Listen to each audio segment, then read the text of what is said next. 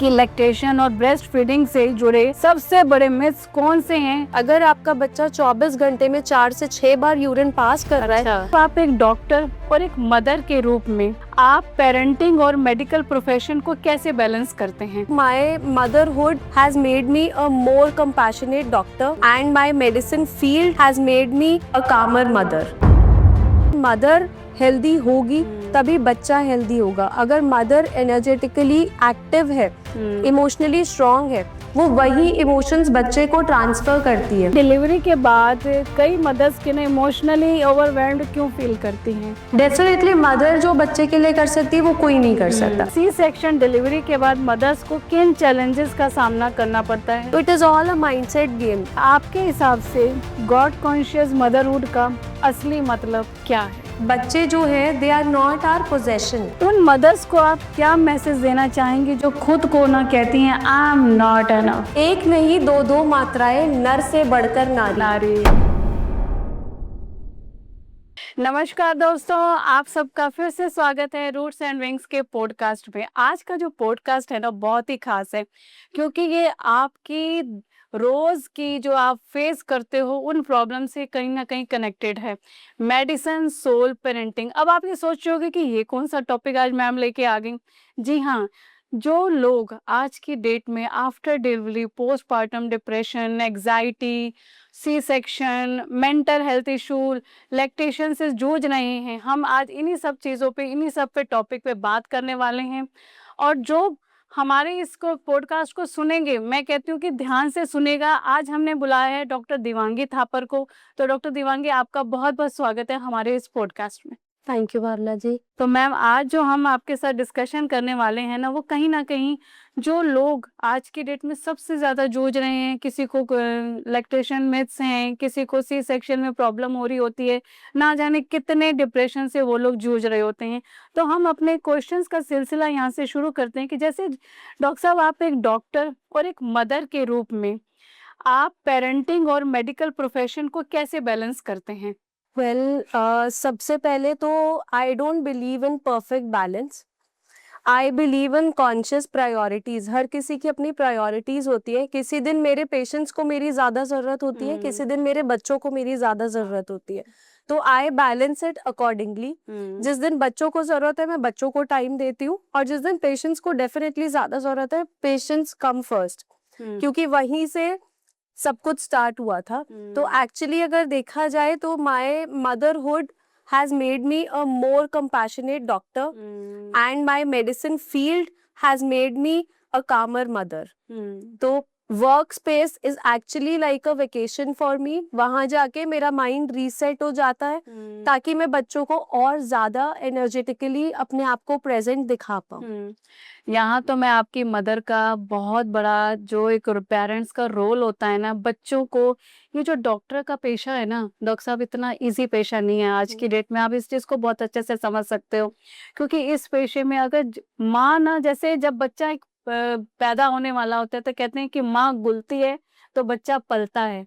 तो उसी तरीके से जब माँ उसके साथ पूरी समर्पण करके अपने बच्चे को एजुकेशन के इसके लिए तैयार करती है तो वो एक बहुत ही मिसाल बनता है। तो इसके लिए आपकी मदर को भी बहुत ग्रेटिट्यूड देना चाहूंगी इसके अंदर। अब जैसे कई बार क्या होता है ना कि डिलीवरी के बाद सबका ध्यान बेबी पर चला जाता है, लेकिन मदर को नर्चर करना क्यों जरूरी है? इस पे मैं यही कहना चाहूंगी कि यही सोच हमें बदलनी है। हम हमेशा ये बोलते हैं कि बच्चे ने ठीक से बच्चा वेल फेड है कि नहीं है, बट हम मदर को नहीं देखते हैं। एंड ये जो है, ये एक थॉट प्रोसेस है जिसको सोसाइटी को चेंज करना चाहिए और मदर पर भी ध्यान देना चाहिए। बिकॉज अगर मदर हेल्दी होगी तभी बच्चा हेल्दी होगा। अगर मदर एनर्जेटिकली एक्टिव है, इमोशनली स्ट्रांग है, वो वही इमोशंस बच्चे को ट्रांसफर करती है। तो हर किसी का फोकस बच्चे पे डेफिनेटली होना चाहिए, बट मदर पर भी इक्वल फोकस करना चाहिए। बट हमारी सोसाइटी में उल्टा होता है, हम मदर को भूल जाते हैं और सबका फोकस बेबी पे चला जाता है, विच इज रॉन्ग। तो हमें अपना फोकस शिफ्ट करके मदर पर भी लाना चाहिए। जब मदर के ऊपर से फैमिली का, हस्बैंड का ध्यान हट जाता है तो वो कहीं ना डिप्रेशन में चली जाती है। उसको ऐसा लगने लगता है कि ये बच्चा जो मेरे सामने बैठा है ना, यही सबसे ज़्यादा हुँ। मतलब मेरे लिए एक बोझ सा उसको लगने लग जाता है। उसके एंगर इश्यूज़ न एकदम से निकलने लग जाते हैं। तो ऐसे में मदर के लिए आप फैमिली सपोर्ट का क्या बताना चाहेंगे? मदर के लिए फैमिली सपोर्ट बहुत ज़्यादा इम्पोर्टेंट है। हर किसी को ध्यान रखना चाहिए कि mother should be well fed, well rested hmm, and should be emotionally very strong. Hmm, तो अगर बेबी को फीड मदर ने करा दिया तो बच्चे को कोई और हाथ में लेके बच्चे को बर्प करा सकता है, हुँ, ताकि मदर को थोड़ा सा रेस्ट मिल जाए। हुँ। और जैसा कि बोलते हैं कि बच्चा जब सो रहा है तब मदर को भी सो जाना सो चाहिए। जाना तो चाहिए। उसको हम सोने ही नहीं देते। हमारे घर में हुँ, प्रॉब्लम ये है कि फर्स्ट बेबी आया, हर समय घंटी बजती रहेगी, कोई ना कोई मिलने आता रहेगा। हाँ। तो बाकी घर वालों का ये रिस्पॉन्सिबिलिटी होना चाहिए कि वो जो भी घर में आया है, आप बड़े पेशेंटली उनको बोल दीजिए हुँ, कि अभी-अभी वो सोई है, आप उसको सोने दो, हुँ। हम आपको अटेंड कर रहे हैं and whenever she wakes up वो आ जाएगी आपसे मिलने। सही बात। मदर को सोने देना चाहिए, बिकॉज़ अगर वो रेस्टेड होगी, तभी वो इमोशनली रेगुलेटेड मदर होगी, एक हुँ, प्रॉपर्ली अलाइन्ड मदर होगी और वो अपने बच्चे को बेस्ट दे पाएगी। हुँ। अगर मदर सोई ही नहीं है तो हमेशा चिड़चिड़ी रहेगी, वो बिल्कुल, चिड़चिड़ापन कहीं न कहीं निकलेगा। बिल्कुल। तो मदर का हर किसी को पूरा ध्यान रखना चाहिए हुँ, एंड सबका focus as I said earlier mother पर भी होना चाहिए। हुँ, अगर फादर आ रहा है, फादर आके इक्वल रिस्पॉन्सिबिलिटी शेयर करे। आजकल तो अगर मदर ब्रेस्ट फीड भी कराना हुँ, चाहती है, इतनी चीजें अवेलेबल हैं, आप मिल्क को एक्सप्रेस करके रख सकते हो। हुँ, वो मिल्क जो है फादर फीड दे सकता है।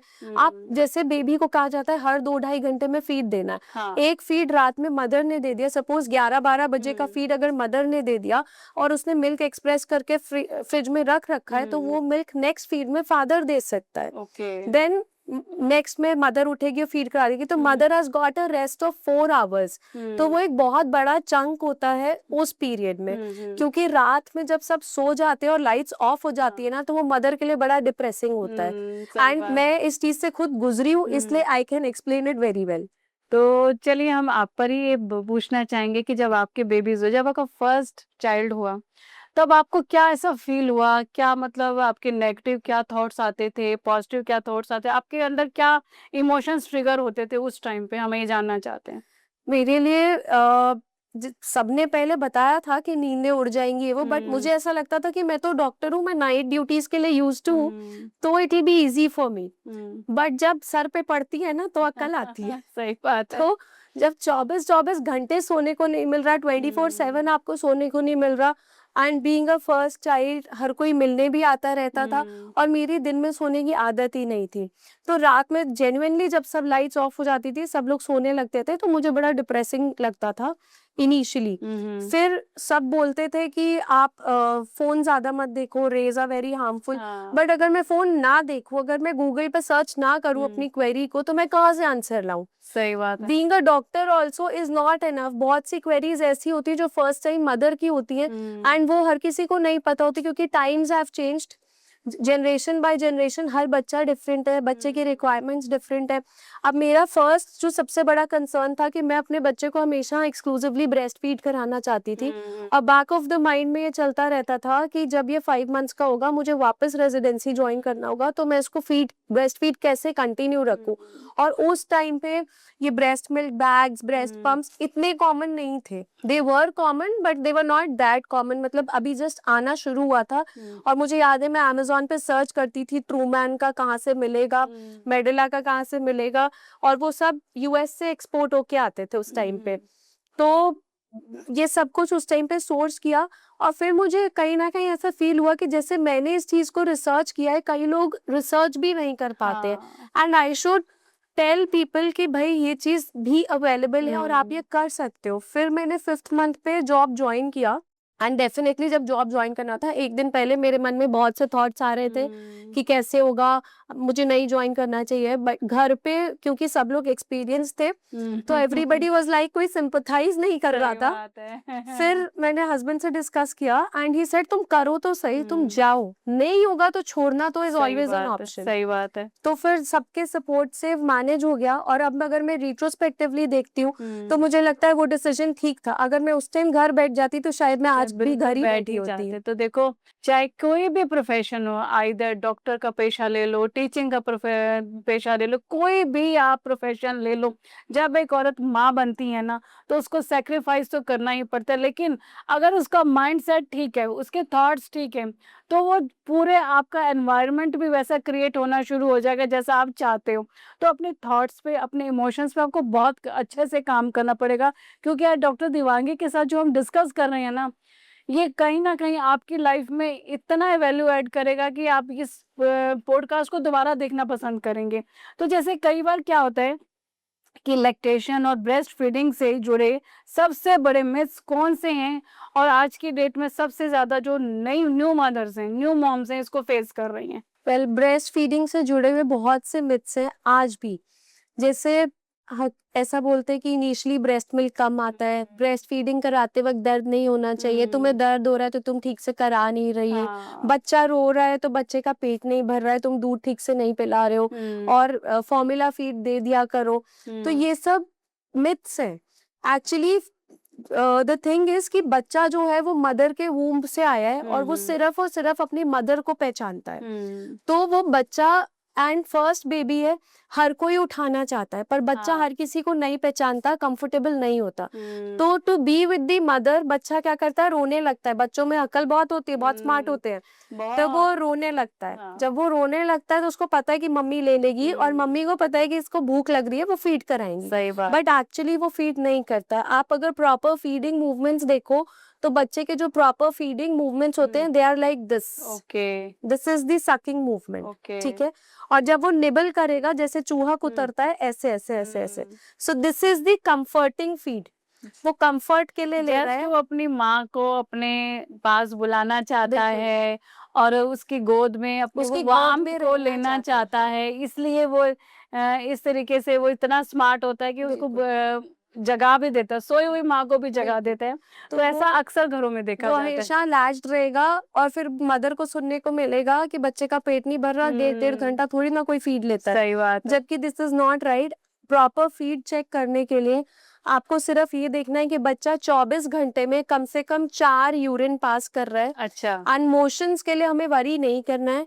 न्यू बेबी जो है वो एक दिन में 5 से 6 बार भी मोशंस पास कर सकता है, और 5 से 6 दिन में एक बार भी मोशन पास कर सकता है। So motions are not a criteria, urine is. अगर आपका बच्चा 24 घंटे में 4 से 6 बार यूरिन पास कर रहा है, तो he is well fade, mother का मिल्क पूरा आ रहा है। एंड इसी फेज में आती है क्लस्टर फीडिंग, जो आती है 2, 4 एंड 6 वीक्स पे। एंड क्लस्टर फीडिंग भी एक फेज होता है जिसमें मदर का मिल्क सप्लाई बढ़ाया जा रहा होता है नेचुरली, और हम उसको मिसगाइड होके ये समझ लेते हैं कि बच्चे का पेट नहीं भर रहा, और हम फॉर्मूला फीड से उसको रिप्लेस कर देते हैं। आपने रिप्लेस कर दिया तो ब्रेस्ट मिल्क बढ़ेगा कहाँ से? सही बात है, सही बात। नहीं, बहुत अच्छे से आज आपने हमको जानकारी दी है कि किस तरीके से अगर बच्चे को पॉटी नहीं आई, अगर सुसु नहीं आया। मैं अपने बेटे की बात करूं, एक बार उसको 3 दिन पॉटी नहीं आई, और उसके पेट में बहुत दर्द हुआ, बहुत दर्द हुआ।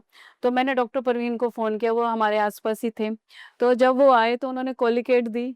कोलिकेट देते ही वो पूरा उसका ठीक हो गया, और एकदम से उसने मोशन भी कर दिया। तो उस वक्त ना जो न्यू मॉम होती है ना, उनको इन चैलेंजेस को पार करना पड़ता है, क्योंकि वो घबरा जाती है, उनको कोई एक्सपीरियंस तो होता नहीं है। तो इसी के चलते, जैसे अगर किसी मदर को शुरुआत में ब्रेस्ट फीडिंग में प्रॉब्लम आए, तो क्या ये नॉर्मल है?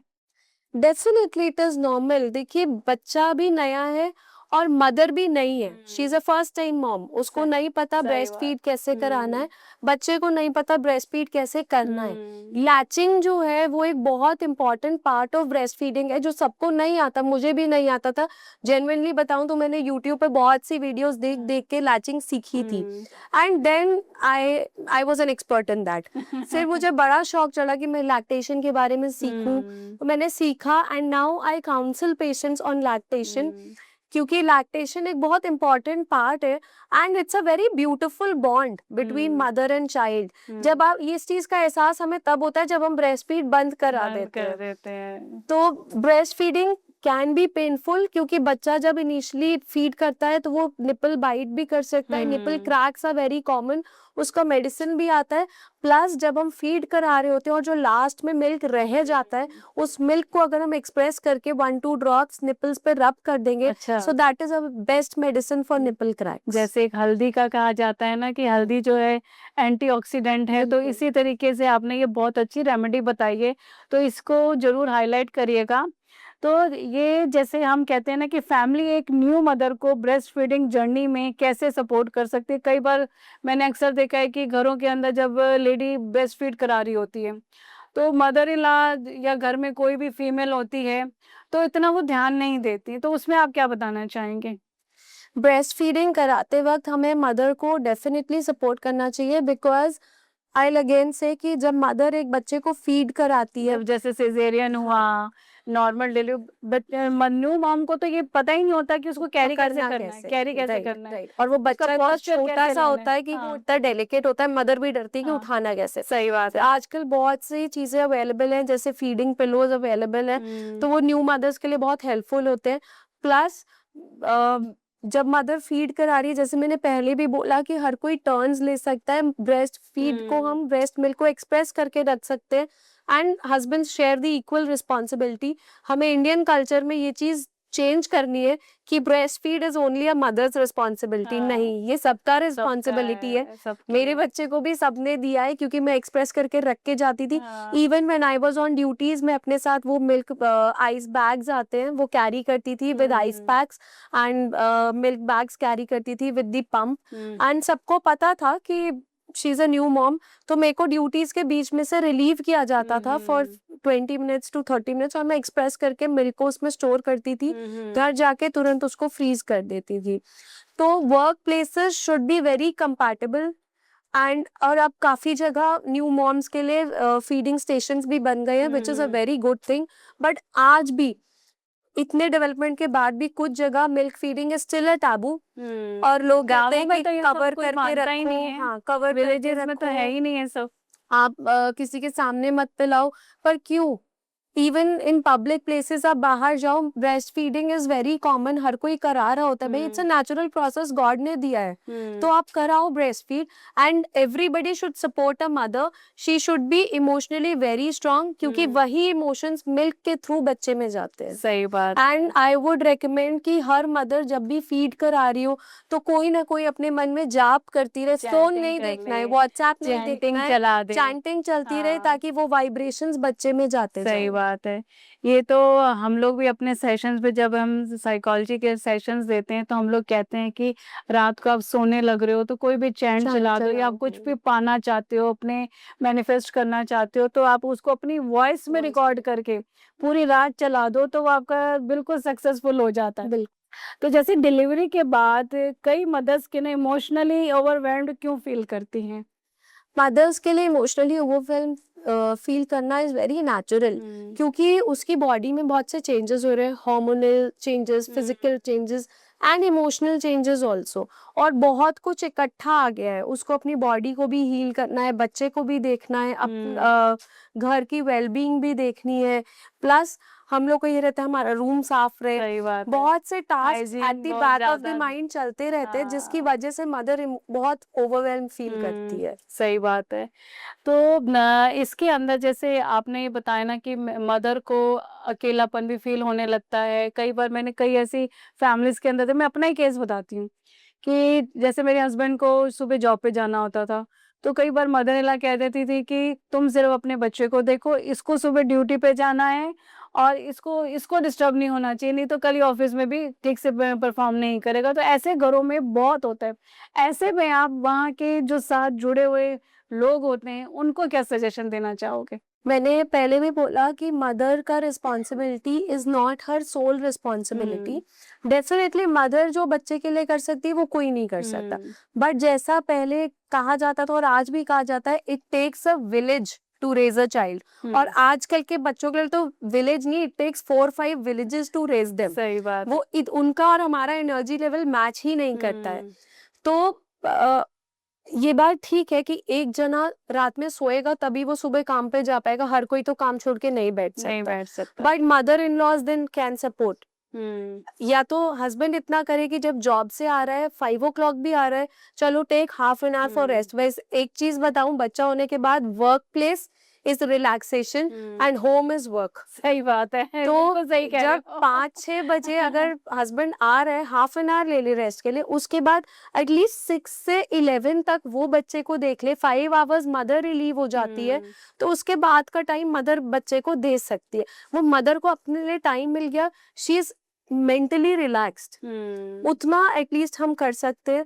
एंड बाकी घर के लोग भी टर्न्स ले सकते हैं, जैसे पहले भी मैंने बोला, मदर ने फीड करा दिया, बच्चे को बर्पिंग कोई और करा दे, क्योंकि छोटे बच्चे बर्पिंग के टाइम पे सो जाते हैं। सही बात है, तो सही बात है। ऐसे हम छोटी छोटी रिस्पॉन्सिबिलिटीज शेयर कर सकते हैं and it can be a beautiful relationship. नहीं, ये इतना खूबसूरत लम्हा होता है फैमिली के लिए भी। एक पहले जब न्यूज़ पता चलती है तो फैमिली पूरी, जब फर्स्ट चाइल्ड होता है ना, फर्स्ट चाइल्ड के लिए तो दोनों फैमिलीज बड़े बिल्कुल। अच्छा फील करते हैं। चाहे जो नाना नानी बनने वाले होते हैं, दादा दादी, हर एक का जो जो रिश्ता होता है उनको बड़ा अच्छा फील होता है। फिर वो बिल्कुल। पूरी जर्नी स्टार्ट होती है, और जब वो बच्चा आ जाता है तो उसकी तो फिर पूरी कहानी ही, सिचुएशन ही बदल जाती है। तो हैप्पीनेस की तो कोई सीमा ही नहीं रहती है। तो मदर्स को अपने लिए टाइम निकालने पर गिल्ट क्यों फील होने लगता है इसमें? मदर्स को अपने लिए टाइम निकालने पर गिल्ट इसलिए फील होता है क्योंकि हमारी जो सोसाइटी है, द इंडियन सोसाइटी, बाहर के देशों में बहुत डेवलपमेंट हो चुका है, हमारी सोसाइटी में आज भी मदर बाकी सब चीजों को फर्स्ट प्रायोरिटी रखती है और अपने को लास्ट रखती है। So when she takes out time for herself, उसको गिल्ट फील होता है। हाँ, you go out for a party with your friends, आप चाहे 1 घंटे के लिए गए हो, आप गए अपने रिलैक्सेशन के लिए, क्योंकि वहां से आपको एनर्जी मिल रहा है, you are driving positive energy. But हमारे घर में कल्चर ऐसा है कि मदर बाकियों को छोड़ के कैसे जा सकती है, बच्चे को तुमने क्यों नहीं पढ़ाया, बच्चे को तुम कैसे छोड़ के चले गई। हाँ। अगर मदर ने 1 घंटा पूरे 24 घंटे में से अपने लिए निकाल भी लिया, एंड वो 1 घंटा वो पॉजिटिव एनर्जी कहीं से ड्राइव कर रही है, तो I don't think it is something to be felt guilt of. सही बात है। मुझे भी मॉम गिल्ट होता था, first time mom guilt is very common, but धीमे धीमे करके, जैसे मैंने बोला कि मैं गूगल को मैंने नहीं छोड़ा, अगर मैं गूगल छोड़ देती तो शायद I would have landed up in some depression और समथिंग, बिल्कुल। बट मैं वहां से सीखती रही एंड मुझे वहां से पता चला कि taking out time for yourself is not guilt. जी, जी।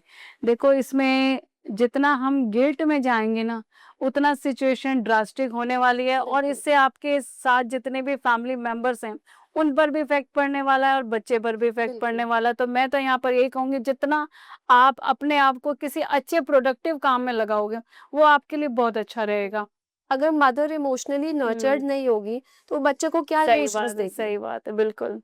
अ burnt out mother can not pour from an empty बिल्कुल, कप। जैसे आपका आपने, घड़ा ही खा लिया तो अब हाँ। आगे क्या दोगे। अभी जैसे आपने स्टार्टिंग में बताया कि जब फीड कराए तो कुछ भी चैंटिंग या कुछ इस तरीके का चला ले, तो ये भी एक तरीके की आपका मैं कह रही हूँ कि लर्निंग ही है कि आपको अपने आप को कहीं ना कहीं इन्वॉल्व करना पड़ेगा। बिल्कुल।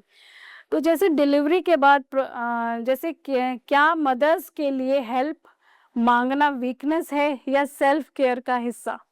It is not a weakness, वो सेल्फ केयर का हिस्सा है। और अगर मैं सच बताऊं तो मदर मदर बनने से पहले कितनी भी टिमिड क्यों ना हो, बट मदर बनने के बाद उसके अंदर से एक अलग शेरनी बाहर आ जाती है सही बात है। एंड वो अपने बच्चे के लिए कुछ भी करेगी। बिल्कुल, बिल्कुल। तो अगर आप हेल्प मांग रहे हो, that is not a weakness, that is your right. आप मांगो हेल्प, सही आप बात। अकेले रिस्पॉन्सिबल नहीं हो उस बच्चे के लिए। क्योंकि जब तक आप कहोगे नहीं, कोई बताओगे नहीं, मदद तो क्यों करेगा। फैमिली में पता ही नहीं चलेगा कि इसको क्या, किस चीज की बिल्कुल, जरूरत है। बिल्कुल। अगर आपको भूख लगी है तो आप कहोगे ना, मुझे रोटी चाहिए, तो इसी तरीके से बच्चा हेल्प रोएगा नहीं तो माँ खाना कहाँ से कहाँ देगी। से देगी।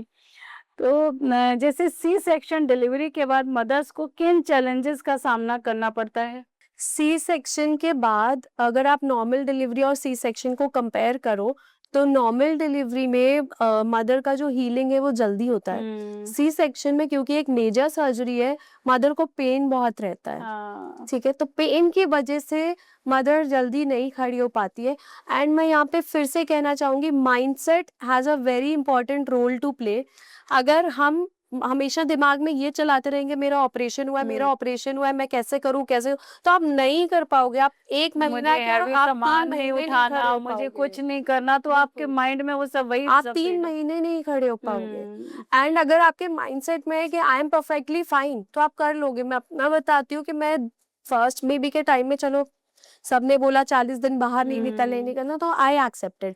बट जब दूसरा बच्चा हुआ, मेरे बच्चों में सिर्फ 2 साल का गैप था, तो पहला बच्चा इक्वली एनर्जी डिमांडिंग था, तो मैं ऐसे तो छोड़ नहीं सकती थी, मैं बाहर भी निकली। हाँ। हाँ, डेफिनेटली मैंने हेवी वर्क नहीं किया, आई वॉज वेरी केयरफुल कि कहीं कुछ गड़बड़ नहीं होना चाहिए। But the day I was discharge, उस दिन रात, उसके अगले दिन रात में मदर इन लॉ ने किसी की वेडिंग में जाना था, एंड हमारा हॉस्पिटल है तो पेशेंट्स आए हुए थे, एंड मैं गई देखने, आई अटेंडेड द पेशेंट्स, और 3 सिजेरियंस लगे, मैंने ओटी में खड़े होके केसेस करवाए हैं। This was on 4th day of my delivery. तो it is all a mindset game. आप अपना माइंडसेट चेंज करो, आप ठीक हो जाओगे। मैं अपने पेशेंट्स को भी बोलती हूँ, आप 80% अपने दिमाग से बीमार हो, सही बात है, सही एंड बात आवर है। Mind is monkey mind. आप उसको जो बोलोगे वो वही एक्सेप्ट करने लगेगा, बिल्कुल। उसे कुछ नहीं आता। अब आप यहाँ देखो ना कि जैसे अब गांव में जब डिलीवरी होती है, लेडीज चौथे पांचवें दिन चारा काट रही हैं, पोछे लगा रही हैं, बिल्कुल। काम कर रही हैं, वो उनका भी तो माइंडसेट है ना। जब हम ये तो हम शहर वालों ने ना ये अपना माइंड कुछ ऊंचाई हवा बना बना रखा है, रखा हुआ है। बना रखा है कि बच्चा पैदा हुआ है उसके बाद हाँ हमें ये सब इतने जल्दी शुरू ही नहीं करना। बिल्कुल। क्योंकि जितना मैं कहती हूँ थोड़ा थोड़ा घर में सामान हटाना शुरू करोगे, चाहे मेड से करवाओ या कुछ भी करो, पर आप आपका माइंड भी तो इन्वॉल्व हो रहा है ना कुछ अच्छा बिल्कुल, करने के लिए। माइंड डाइवर्टेड रहना चाहिए और हाँ। हमेशा ऑक्यूपाइड रहना चाहिए। अच्छा, एक मेरे माइंड में ऐसे ही ये आया क्वेश्चन है, हालांकि मैंने ये लिखा नहीं है। आजकल जैसे लड़कियों को शादी नहीं करनी है, शादी अगर किसी ने करी है तो बच्चा नहीं करना है, पेट्स रख लेंगे, ऐसे में आप क्या गाइड करेंगे? क्या ऐसे रीजंस हैं कि क्योंकि देखो अगर कंसीव नहीं होगा, धीरे और शादियां लेट हो रही हैं और आपके पीरियड्स भी जल्दी बंद होते हैं, तो ये सारा हम जानना चाहते हैं।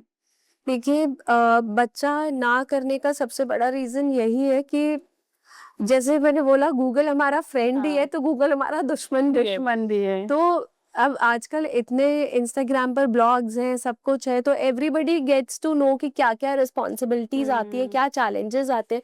तो लोग डर जाते हैं कि हमें ये रिस्पॉन्सिबिलिटी लेनी ही नहीं है, तो लोग लेना ही नहीं चाहते उस रिस्पॉन्सिबिलिटी को। सही सो में। That is the biggest reason कि लोग बच्चा नहीं करना चाहते। पेट पाल लेंगे, पेट को पालना आसान है, पेट को डॉग रख ट्रेन करना आसान लेंगे, है। कैट रख लेंगे, लेकिन बेबी नहीं करेंगे। बच्चे को पालना जेन्युइनली हाँ। Is it is a demanding thing. आपको बच्चे को पढ़ाना भी है, आप अपने बच्चे को ऐसे तो नहीं छोड़ सकते, बिल्कुल बिल्कुल। उसको नर्चर करना भी जरूरी है। तो दिस इज द रीजन कि कई लोग शादी नहीं करना चाहते या बच्चा नहीं करना चाहते। एंड पीरियड्स का जहाँ तक आपने बोला, क्योंकि हमारा लाइफस्टाइल हैज चेंज्ड, हमारा खान पान बदल गया है। इसका एक बहुत छोटा सा भी, थोड़े दिन पहले मैंने एक वीडियो देखा था, उस पे लेबल्स कंपेयर किए गए थे। तो फ्रूटी जो हमने पी है और जो हमारे बच्चे पी रहे हैं, हाँ। उसके कंपोनेंट्स, अगर इंग्रेडिएंट्स आप उठा के देखो, तो there is a lot of difference. अच्छा। Same is with Uncle Chips, जो हमने खाए और जो आज खा रहे हैं, आप उसमें पहले वालों में देखो, there was no palm oil, अच्छा। आज पाम ऑयल डाल रहे हैं। तो दैट इज द रीजन, खान पान इतना चेंज हो गया, लाइफस्टाइल चेंज हो गया। 8 इयर्स की गर्ल्स में मेनाकी हो जा रही है, सही इनके बात, पीरियड स्टार्ट हो सही जा रहे बात हैं। है, सही बात। तो एंड फिर उसके बाद इनफर्टिलिटी इश्यूज बहुत ज्यादा होने लगे, again because of lifestyle and food habits and sleep habits. तो ऐसे में आप उनकी माओ को अपने चैनल के थ्रू, इस टाइम लाइव हम बैठे हैं, थोड़ा और बताइए कि वो अपनी बच्चियों को कैसे इस चीज में उनको हेल्प करें, क्योंकि बच्चे आजकल नहीं मानते। नहीं मानते। कैसे हेल्प करें इसमें पेरेंट्स? देखिए, जैसा स्क्रीन जो है वो सबसे बड़ा दुश्मन है आज की डेट में। तो स्क्रीन से उनको दूर रख पाना बहुत मुश्किल है, बिकॉज हम खुद स्क्रीन से अटैच्ड हैं। बच्चे जो देखते हैं वो करते हैं। बिल्कुल। तो आप ये उनको नहीं बोल सकते कि तुम स्क्रीन छोड़ दो, बट डेफिनेटली आप बच्चे के साथ बैठो, उसको टाइम दो और बोलो कि तुम चलो शेड्यूल बना लो, इतने से इतने बजे तक तुम्हें स्क्रीन देखना अलाउड है।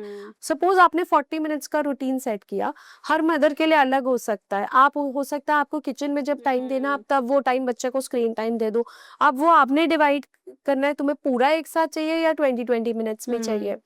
स्क्रीन्स का सेटल आउट हो जाता है। तो उसके बाद जो टाइम मिलता है उसमें बच्चे से बोलो तुमने एक चीज अपनी चॉइस की ले ली, एक मेरी चॉइस की लो। Involve some physical activity, sports involve करो, बच्चों को स्पोर्ट्स ज्वाइन कराइए, क्योंकि आजकल स्पोर्ट्स का अवेयरनेस बहुत ज्यादा हो गया है पेरेंट्स में। जब आप स्पोर्ट्स ज्वाइन कराते हो बच्चों का मेटाबॉलिज्म एनहांस होता है, मेटाबॉलिज्म एनहांस होता है तो पीसीओडी, इनफर्टिलिटी, ये सब इश्यूज अपने आप सेटल होने लगते हैं। सही बात है। प्लस फूड्स में ऐसे फूड्स हमें इंक्लूड करने हैं जो कि पीसीओडी को और मेटाबॉलिज्म इंक्रीज करते हैं और पीसीओडी को फाइट करते हैं। ठीक है। जैसे कि फ्लैक्स सीड्स इंक्लूड कर लिए, हल्दी इंक्लूड कर लिया, बच्चों के मील में आंवला इंक्लूड कर लिया। अब आंवला बच्चे ऐसे तो खाएंगे नहीं, हाँ। आप उसको जब दाल उबालते हो तो आंवला उसी में कद्दूकस करके डाल के सीटी लगा दो, आंवला चला गया। And amla is the only form of vitamin C. आप उसको मुरब्बा खा लो, उबाल के खा लो, फ्रीज करके खा लो, उसका विटामिन सी कंटेंट कम नहीं होता है। तो it's a very good source of vitamin C and PCOD में बहुत हेल्प करता है। मीठा कम खाना है। मीठा कम करने के लिए, शुगर क्रेविंग्स कम करने के लिए यू हैव टू एंश्योर कि जो first meal of the day है that is protein rich. And again I would say कि इंडियन कल्चर में अब ये आने लग गया है कि मदर्स आर ऑल्सो वर्किंग। अब मदर भी अगर वर्किंग है, बच्चों को भी सुबह स्कूल जाना है, तो आप नहीं एक्सपेक्ट कर सकते मदर से कि वो सुबह उठ के बहुत हेल्दी मील बहुत कम टाइम में बना सही लेगी। में। तो I would promote meal preps on Sundays which are very important. और मैंने इसमें पूरा रिसर्च किया है, if you make the food on Sundays, थोड़ा बहुत अपने तैयारी करके आप फ्रीज कर लो, उसकी न्यूट्रिएंट वैल्यू कम नहीं होती है। बाहर के मोमोज देने से अच्छा घर के फ्रोजन मोमोज दे दो। सही बात है। बाहर का चिकन देने से अच्छा घर का चिकन दे दो, आपको पता है आप क्या चीज खिला रहे हो सही बच्चे को। बात है। आप घर के फ्रेश ऑयल में पका रहे हो, वहां बाहर KFC का जो आप चिकन खाने, I should not name it, but आप जो चिकन खाने जा रहे हो आपको नहीं पता वो ऑयल कब चेंज हुआ है। सही बात है। तो फूड हैबिट्स को चेंज करके, फिजिकल एक्टिविटीज बढ़ा के हम मेटाबॉलिज्म को एनहांस कर सकते हैं and somewhere we can fight PCOD. नहीं, हम लोग जैसे रेस्टोरेंट में भी जाते हैं, हमें नहीं पता वो कितने महीनों का पुराना है, कितने दिन का ऑयल पुराना है, पर अब बच्चे जाते बड़े खुश होते हैं, कितना अच्छा टेस्ट है, कितना अच्छा टेस्ट है। और जब बीमार होते हैं, फूड पॉइजनिंग होती है, तो पता चलता है हमने कल क्या खाया था। डॉक्टर सबसे पहले डॉक्टर पूछता ही यही है कि कल क्या खाया था। तो यहाँ पर हमें जो आप आज का जो हमारी डिस्कशन जा रही है ना, बहुत बढ़िया डॉक्टर साहब जा रही है कि लोगों को ये पूरी जानकारी मिल रही है, हमें क्या चीज़ खानी है और क्या चीज़ नहीं खानी है, क्या हमारे लिए सही है और क्या गलत है। और जैसे आपके हिसाब से गॉड कॉन्शियस मदरहुड का असली मतलब क्या है? वेल, गॉड कॉन्शियस मदरहुड एक ऐसी चीज है which is very close to my heart, क्योंकि हमें ये बिलीव करना चाहिए कि बच्चे जो है they are not our possession, they are a responsibility given to us by God. इसको कहते हैं डिटैच्ड मदरहुड। बच्चों से अटैच नहीं होना है। बच्चे, आपको एक रिस्पॉन्सिबिलिटी दी गई है, आप अपनी रिस्पॉन्सिबिलिटी पूरी करिए, बट एट ईच स्टेप आपको उस बच्चे में गॉड दिखना चाहिए। और एट ईच स्टेप आपको गॉड से, सुबह उठते हैं जैसे हम प्रे करते हैं, गॉड से एनर्जी लेनी है। मैं भी रोज ये करती हूँ, आई टेल हिम कि thank you for entrusting these 2 kids with me, but इनको नर्चर करने में आप मेरी हेल्प करिए, आप मुझे गाइड करिए। मुझे नहीं पता मुझे कैसे गाइड करना है, कैसे इनको नर्चर करना है। एंड हर चीज में आपको गॉड दिखना चाहिए। बच्चों को भी सिखाना है कि हर चीज में गॉड है। Before coming to me you were with God, God is your first parent. और जब आप इस चीज को बिलीव करने लगोगे, आप हर चीज में गॉड को देखोगे। बच्चे की स्माइल इज गॉड, पत्ता हिल रहा है दैट इज गॉड। तो बच्चों को प्रॉपरली खुद भी गाइड करना, बच्चों को गॉड से जोड़ना है। वो कहते हैं ना कि भगवान हर एक के घर में नहीं पहुंच सकता था, इसलिए उसने माँ बाप बनाए। बिल्कुल। अगर वो ये रिश्ता ना बनाता तो फिर उस प्यार को कैसे पहुंचा पाता, कदर कैसे करवा पाता। स्टोरी है जो मुझे याद है, मैं 2 मिनट लूंगी। बिल्कुल एक शेयर करिए। वीर जी के मैं सुबह कथाएं सुनती हूँ, तो वो कथा सुना रहे थे कि एक बार एक बच्चा था, भगवान के पास था, तो उसको बोला कि अब तेरा धरती पर जाने का समय आ गया है। अच्छा। तो बच्चा डर गया कि नहीं, मैं नहीं जाऊंगा, आत्मा थी तो मैं नहीं जाऊंगा, मुझे तो आपके एक दिन दर्शन ना हो, मैं तो वहां नहीं रह सकता। सही बात। तो मैं नहीं जाऊंगा। तो वो बोले कि नहीं, जाना तो तुझे पड़ेगा। अभी तेरे कुछ करल कटने कट बाकी नहीं है, है तो एक धरती पे तो जाना जाना तो पड़ेगा। कहता हम्म, है कि अगर मुझे वहां पे कोई दिक्कत हुई, अगर मुझे आपकी याद आई, मुझे एक रास्ता नहीं समझ आया, तो मैं हाँ, क्या करूंगा? तो भगवान ने जवाब दिया कि तेरी इस दिक्कत के लिए मैंने एक फरिश्ता पहले ही धरती पर भेज रखा है, सही बात वो है। फरिश्ता तेरी माँ है। हाँ, तेरी माँ तुझे आगे बताएगी क्या हम्म, रास्ता देना है, और उसको गाइड मैं करूंगा। हम्म, तो ये सब कुछ ना जुड़ा हुआ है, एंड हम ऐसा बोला जाता है, and which has been researched hmm, also, कि हमारे जो बच्चे हैं they are chosen by us. ये हमारे बर्थ लेने से पहले हम पहले ही इनको चूज चूज कर करते हैं, चुके हैं। हाँ चूज कर लेते हैं। Even your husbands they are chosen by you, your बिल्कुल। Families, your parents are chosen by you. ये तो मैं मानती हूँ क्योंकि मैं ब्रह्म कुमारी को फॉलो करती हूँ।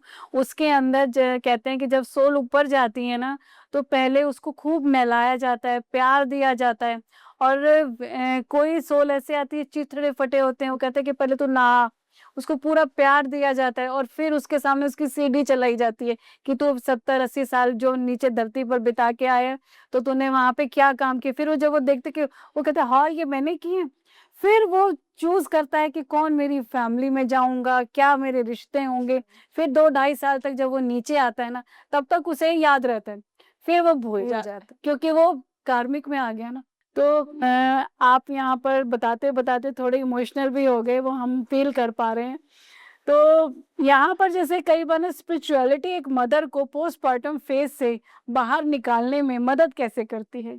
स्पिरिचुअलिटी बहुत ज्यादा इम्पोर्टेंट है मदर के लिए, हाँ, पोस्टपार्टम डिप्रेशन से बाहर आने के लिए। हम्म, बिकॉज जैसा अभी हमने बोला कि आप गॉड से कनेक्टेड हो, आपको गॉड ने भेजा है, एक रिस्पॉन्सिबिलिटी देकर भेजा है, और आपको नहीं पता बच्चे को कैसे नर्चर करना है। स्पेशली आजकल की जनरेशन जो है, आजकल की जनरेशन के बच्चे, भाई मैं तो पाल रही हूँ तो मुझे पता है, सही इट्स बात है, वेरी डिफिकल्ट, बहुत इट्स डिफिकल्ट। Very taxing.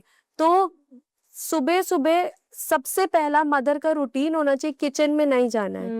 आपका काम है, इट्स अंडरस्टैंडेबल, बट आप चाहे 10 मिनट के लिए भगवान के पास बैठो, बट भगवान से अपने आप को कनेक्ट करो, मेडिटेट करो। वो हमारा वाईफाई है, वो हमारा चार्जिंग प्लग है, और हमें अपना वायर वहां से जोड़ के रखना है, ताकि वहां से हमारे अंदर एनर्जी आए और हम चार्ज हो। सही बात है। हम चार्ज रहेंगे, स्पिरिचुअली कनेक्टेड रहेंगे, तो ही हम आगे गाइड होंगे। और I am a very strong believer कि mother should always go by her intuition. एक छोटा बच्चा जब रोता है ना, तो सिर्फ मदर को पता होता है वो क्यों रो रहा है, उसको भूख लगी है, उसका डायपर चेंज करना है, या उसको पेट में दर्द हो रहा है, और किसी को नहीं पता होता। तो वो गॉड ने इंट्यूशन देकर भेजा है, और उस इंट्यूशन को हमेशा स्ट्रांग रखने के लिए you have to be connected to God. आपका सबकॉन्शियस गॉड से कनेक्टेड होना चाहिए, ताकि वहां से आपको सिग्नल्स आए और आप अपने इंट्यूशंस को बिलीव कर पाओ। अगर आप स्पिरिचुअली डिस्कनेक्टेड रहोगे, तो आपका इंट्यूशन हमेशा सही नहीं होगा। यहाँ आपने इंट्यूशन की बात करी ना, इंट्यूशन का मैं आपको अपना किस्सा सुनाती हूँ। मेरे बेटे के एग्जाम्स खत्म हुए थे, इन फ्रेंड्स का ना प्रोग्राम बन गया कसौली जाने का।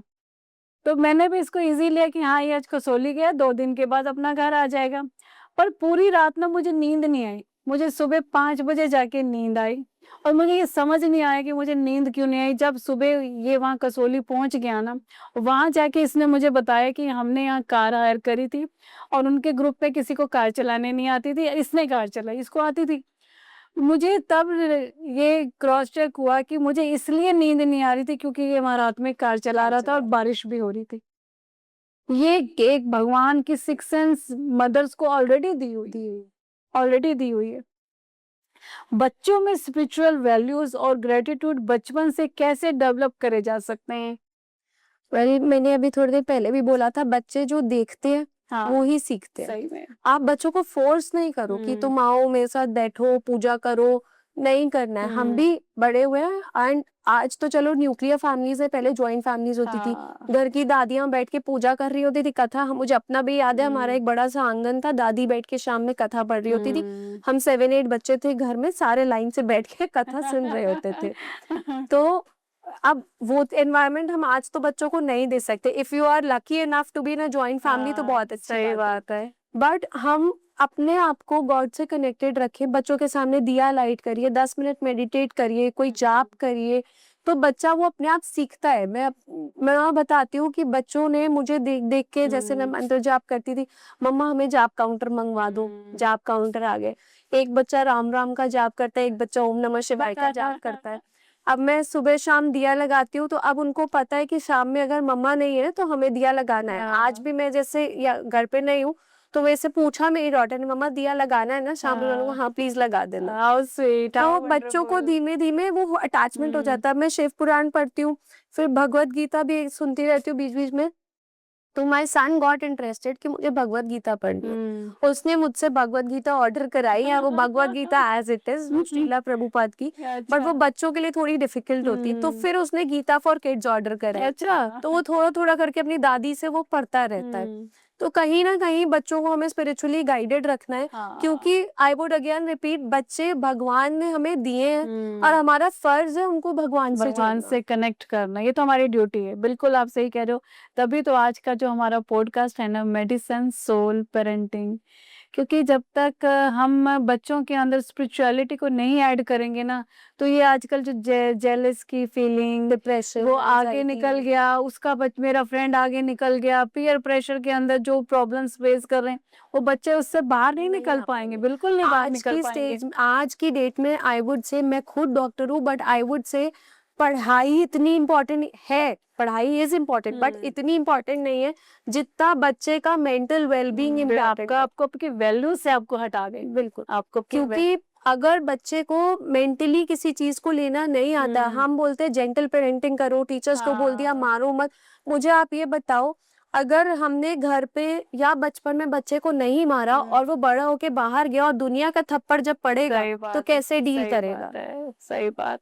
तो I support gentle parenting, but at times strictness is required, जो हमें देनी चाहिए, वरना बच्चा मेंटली स्टेबल नहीं रह पाएगा। क्योंकि देखो, आज जब बच्चे का माइंड इतना डेवलप नहीं है कि मेरे को क्या डिसाइड करना है, फिर वो पीयर प्रेशर में आके किसी को मार भी देगा।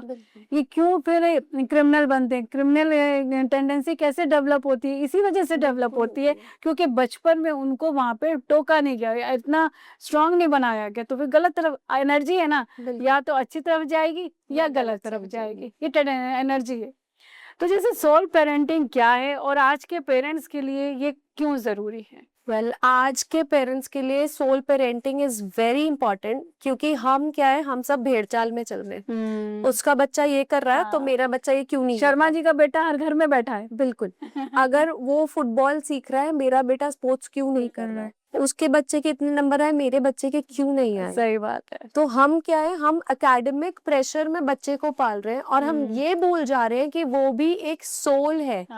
सोल जर्नी है ना, स्पिरिट सोल है, who has been sent by God. उसके भी कुछ इमोशनल वैल्यूज है, उसका भी कुछ लाइफ का पर्पस है। आप बच्चे को फोर्स नहीं कर सकते। अब जैसे मेरे बच्चों ने बहुत स्पोर्ट्स स्विच ओवर करे, पहले लॉन टेनिस किया, फिर जिम्नास्टिक्स किया, फिर उसके बाद एक ने स्केटिंग किया, एक ने बास्केटबॉल करा।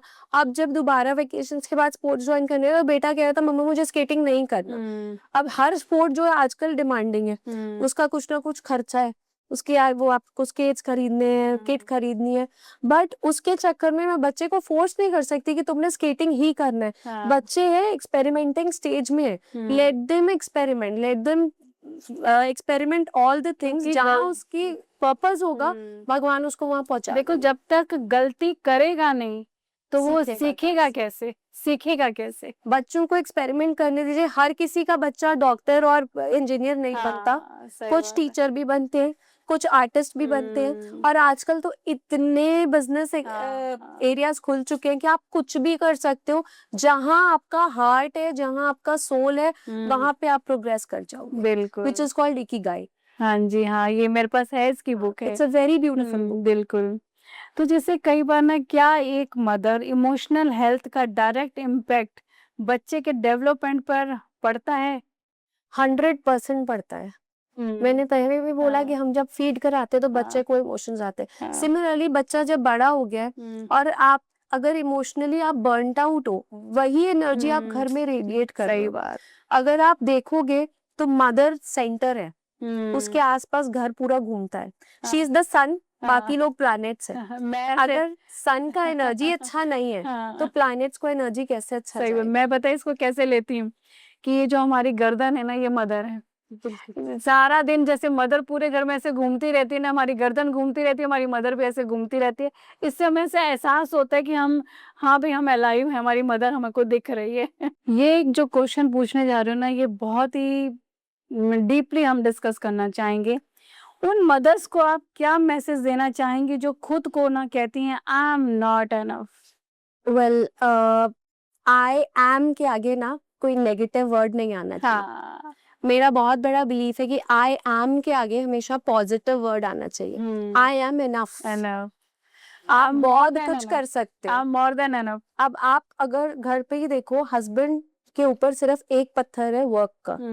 आपके ऊपर वर्क का पत्थर है, बच्चों का है, घर का है, घर वालों का है, हाँ ठीक है, एंड इमोशनल रिस्पॉन्सिबिलिटी। सही बात है। तो you are more than enough.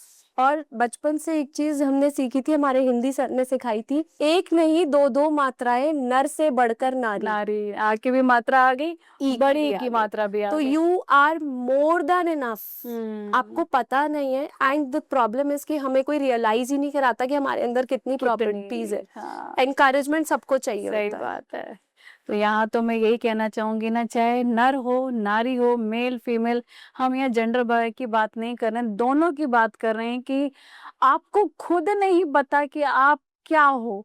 बस एक बार अपने अंदर झांक कर देखो और फिर देखो पूरी कायनात आपको सफल बनाने में बिल्कुल। नीचे उतर के आएगी, बिल्कुल। नीचे उतर के आएगी।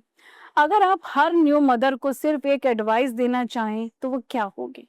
हर मदर के लिए एडवाइस ये है, keep yourself first, love yourself. Self love is very important, जिसको हम पहचानते ही नहीं है। नहीं पहचानते। Treat yourself in the same way जैसे आप अपने बेबी को ट्रीट करोगे।